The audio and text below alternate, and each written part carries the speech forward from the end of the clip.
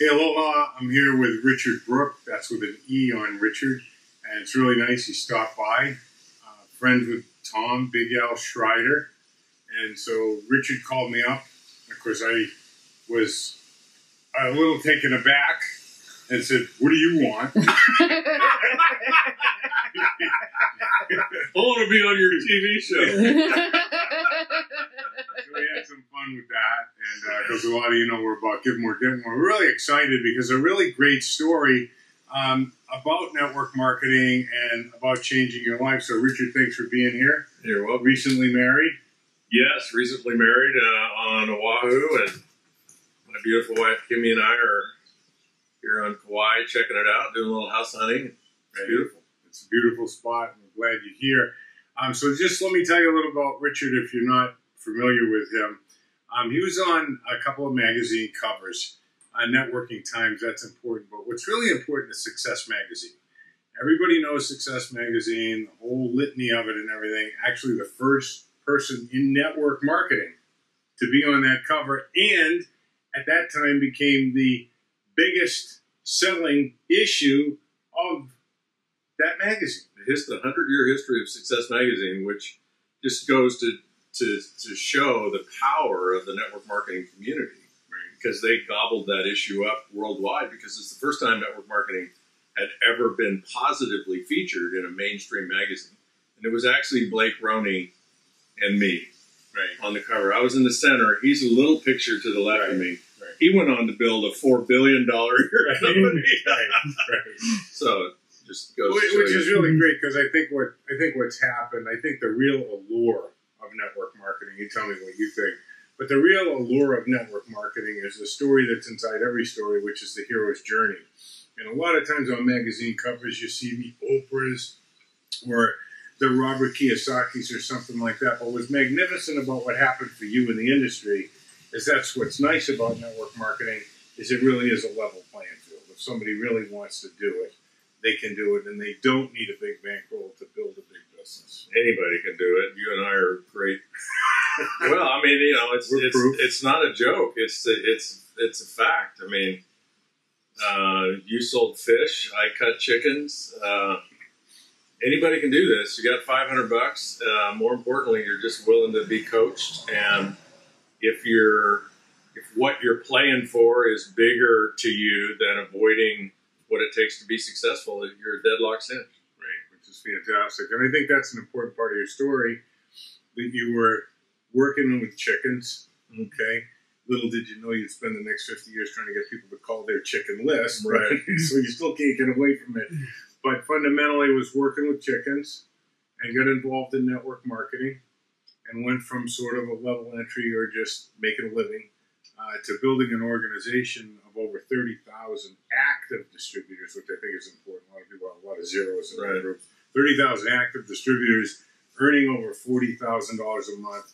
And I remember way back when Work Like Your Hair's on Fire and Mach 2, which is really nice because it seems like it's evolved into vision and self-motivation, which I'm a big fan of. And, of course, the 4-year career, which you authored later, a best-selling author.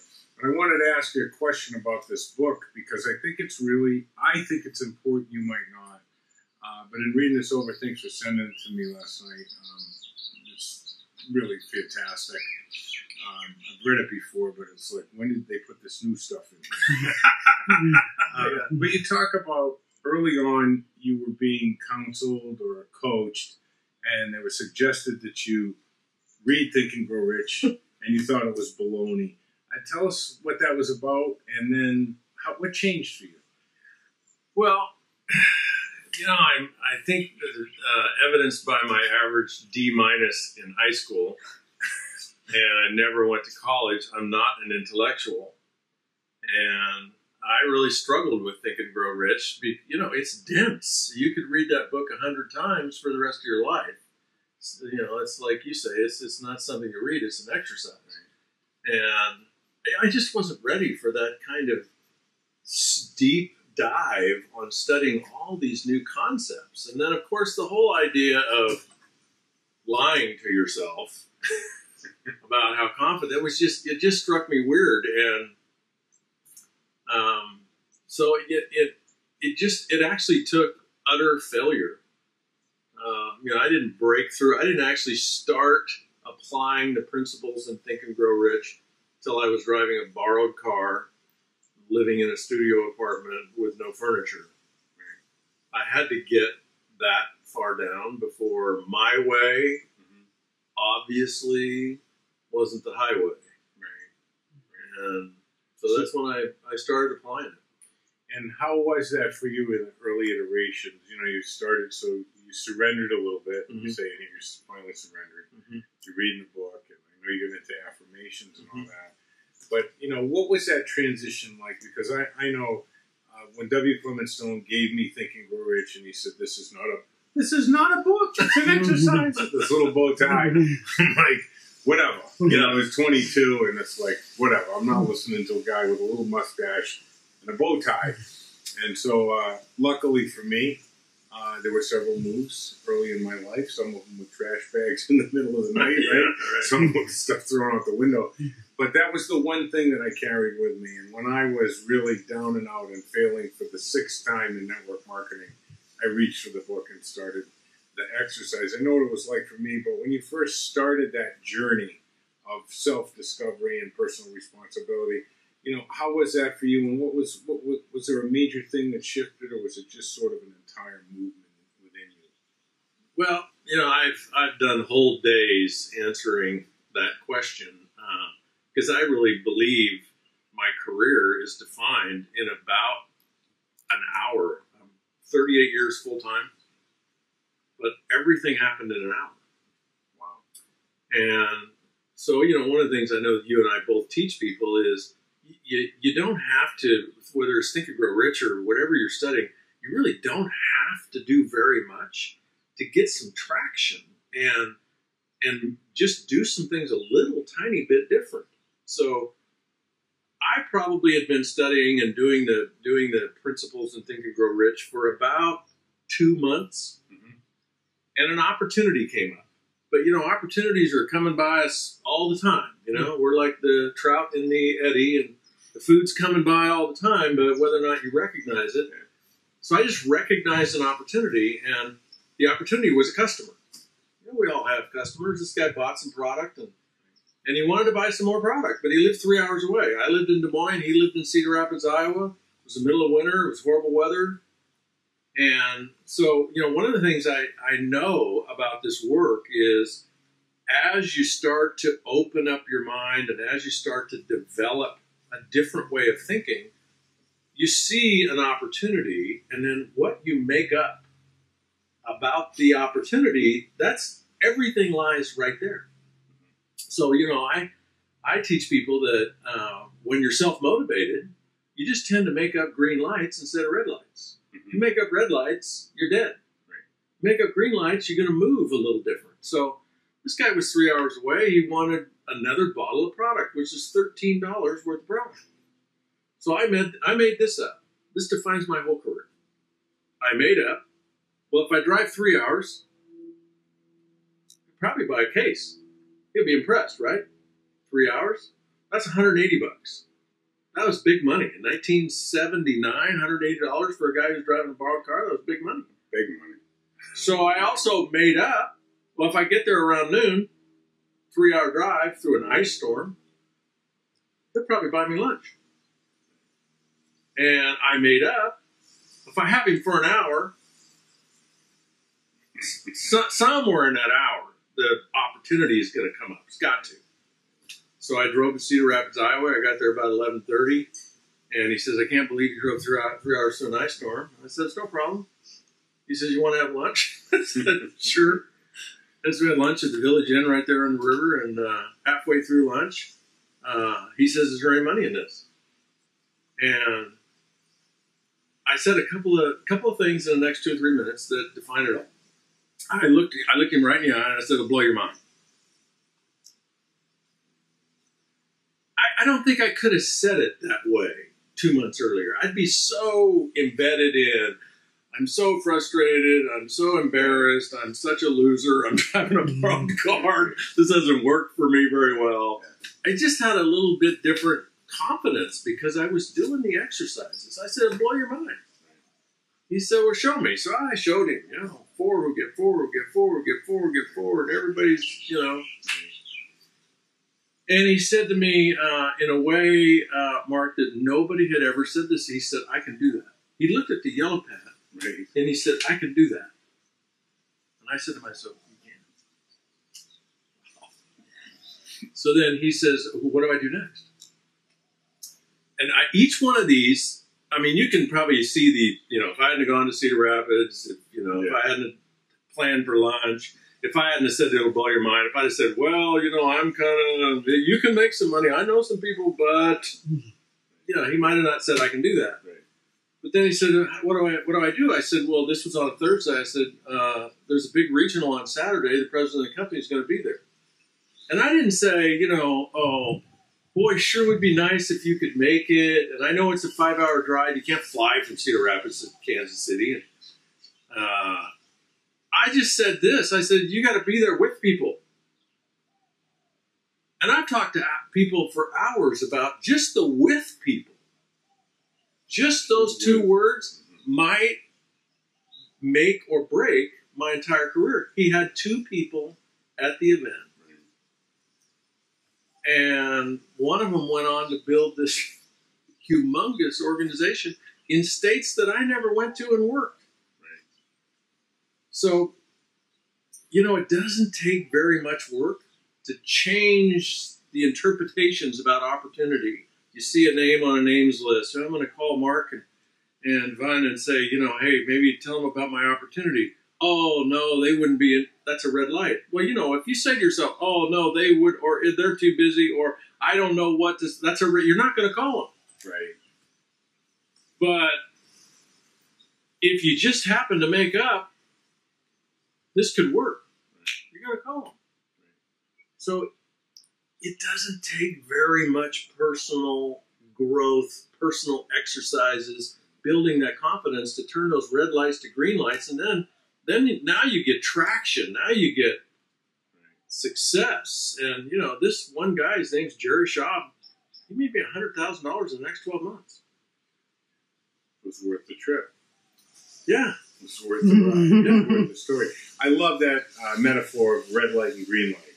Now, one of the things that we like to talk about is, people have a lot of different words for fear. Or, but the one that I love the best I picked up out of the Aladdin Factory years ago, the Canfield and Hanson boys, and that is fantasized experiences appearing real. Right. And what's wrong with fantasizing a positive experience? Because there really isn't any difference between positive and negative. It's just what you're going to do with it. They're not opposites. They're really on the same dynamic. And you're just going to decide where you're going to place your story. Just like fear and excitement. It's the same energy in the body. You just have a different label. Exact same chemical pours out of it. And I just think that's a great metaphor. So that kind of dovetails into the second thing that I know when we were having some tuna with your beautiful bride. Yes, bride. Kim. Right. Kimmy.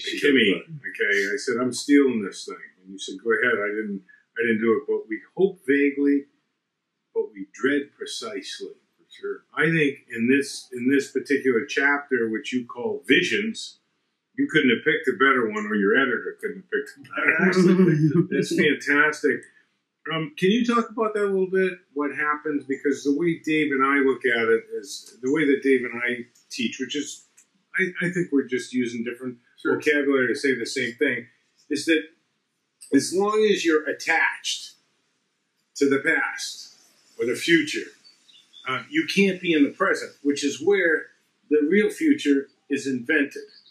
And I think that statement really helps someone zero in on what they're doing at that particular moment, because that's where it happens. That's how we feel. How do you feel? Does that apply for you there?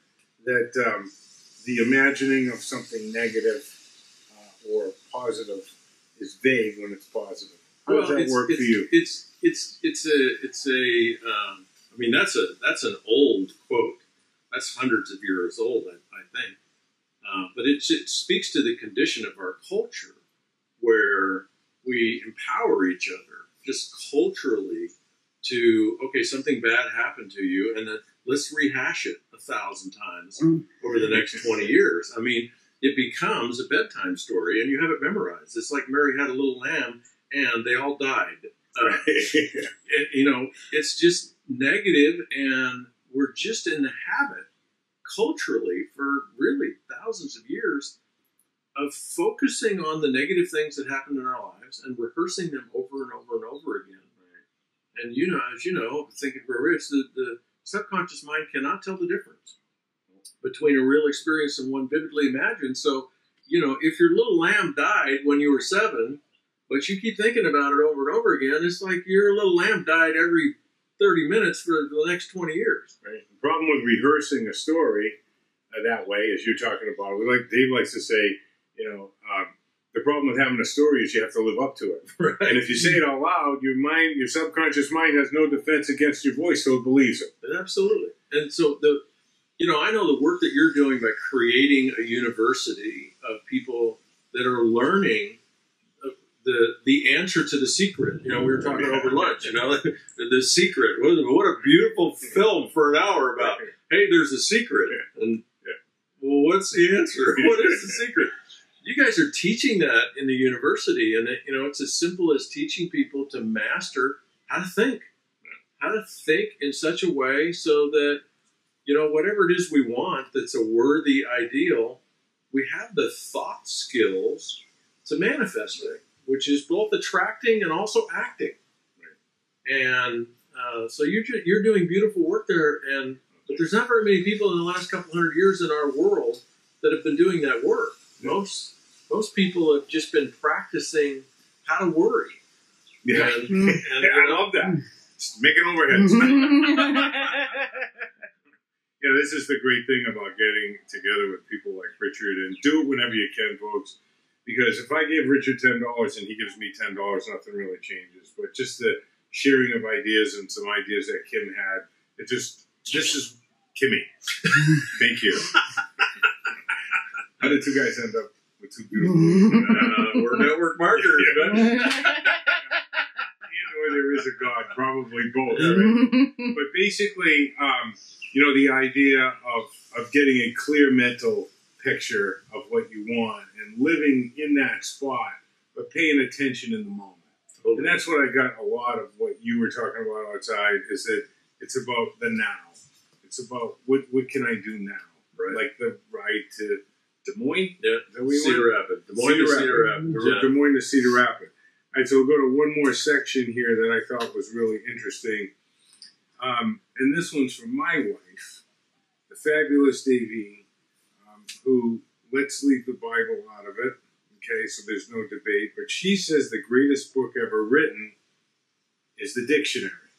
And I've come to believe that she's right about that, because I've never heard that. Well, we're so vague with words, and I think it's brilliant in here because in the art of deciding, in this particular chapter, you took the time to put the definition in it. Our point has always been people don't know the difference between stating a preference and making a decision. And I just found this chapter phenomenal. I did add that, by the way, about 2 years ago. You did? Yeah. So I love that you have that in there. Tell me about decision, stating a preference, and what you try to do to help people that are stating preferences but think they're making a decision. Is there anything that you can do for them? Yeah, I mean, it's so, it's, again, part of our culture. We're just enabled to do this our whole lives. We're enabled to make a promise and, give someone our word, whether it's, I'll be at the coffee shop at 7 o'clock, or I'll be on the webinar, or I'm actually going to build this business, or, I'll mow your lawn next week, whatever it is. Culturally, we're just enabled in this society to change our minds about keeping our word.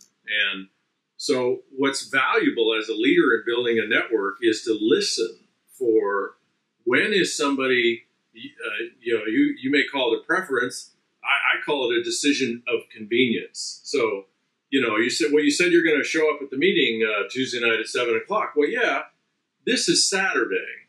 And in the moment that you're talking to me about the event, it sounds like a good idea to show up Tuesday night at 7.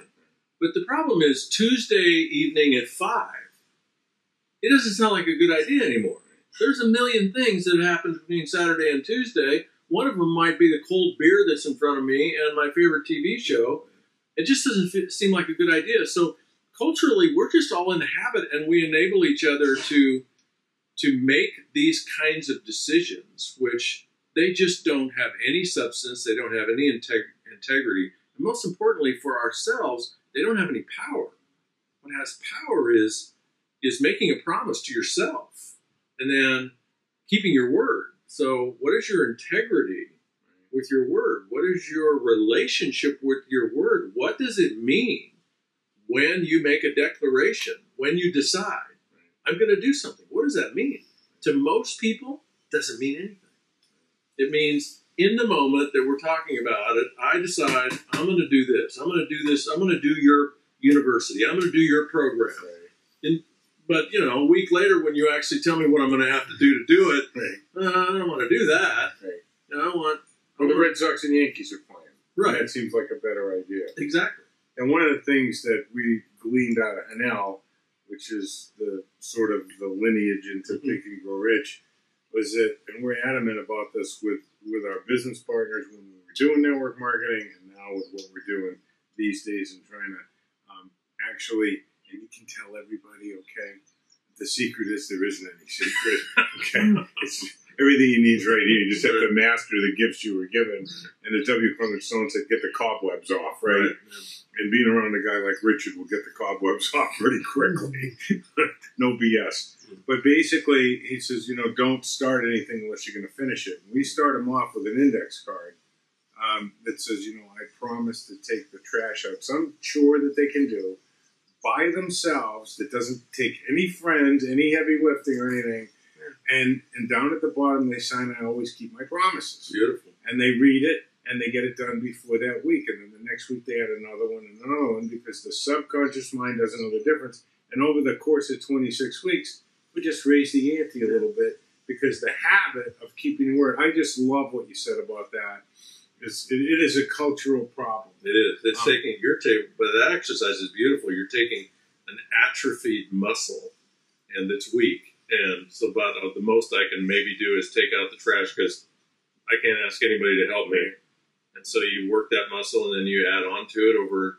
That's beautiful exercise. That really. Well, then we use what you talked about, the subconscious not knowing, and we tell them when you take that trash out, right, and you put it, remember that you thought it, you wrote it, you read it, you promised it, and you kept your promise. Celebrate like you won the Super Bowl because your mind with pain that you experience in life, you can remember when you were hurt, but it doesn't hurt like it did. But the joy of anything, you can literally close your eyes and get there. And if you'll breathe in and feel that victory, there's nothing to establish a habit faster than releasing dopamine, which isn't just for pleasure anymore, to establish that habit of keeping your word. And it's really nice to meet a guy like you who kept his word, and we're going to keep our word and wrap this up. So we got a couple of quick, because we know you got to go have some fun with your bride. But basically, we got a few questions for you. Just 1-2 word answers, whatever. Your favorite sound or noise?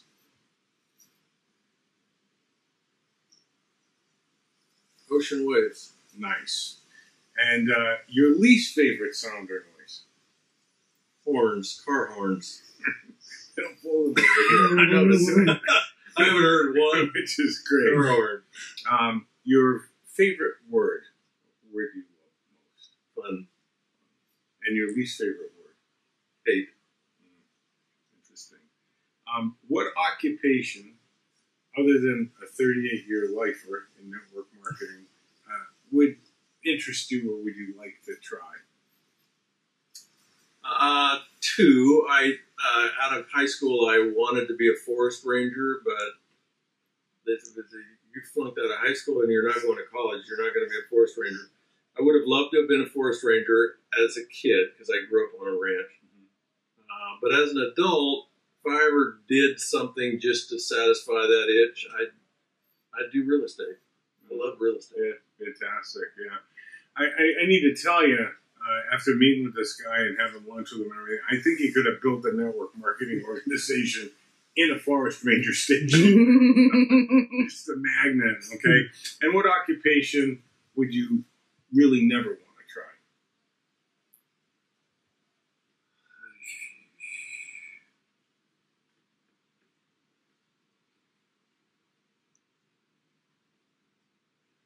I wouldn't want to be a medical doctor. I admire them, but no, that's deeply steeped in the inevitability of too much helpless sadness. Yeah, powerlessness. Yeah. Yeah. What turned you on? Kimmy turns me on.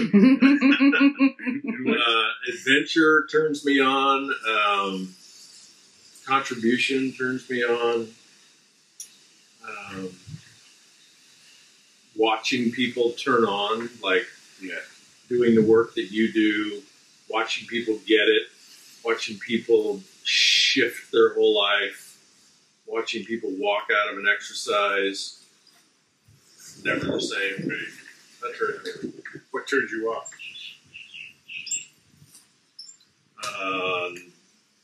Narcissistic, dramatic people.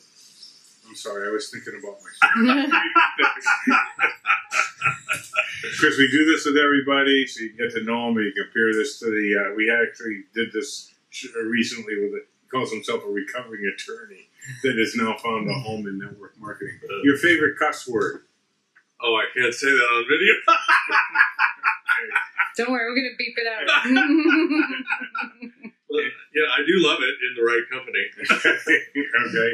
And if heaven exists, what would you like to hear your maker say when you get there? I watched and acknowledged your defiance your entire life, and I honor and accept you in spite of it. Richard, thank you for spending so much time with us Mark. and your time over here. Great book. Get your hands on it. Simple, clear, direct. And that new one, The 4-Year Career. That is a big thing. So check it out. And peace be the journey. And enjoy the rest of your time with your beautiful wife here. Thank you. This is a beautiful place. We're looking at the ocean right there. Yeah. Thank you, man. It's great. Yeah. Shut.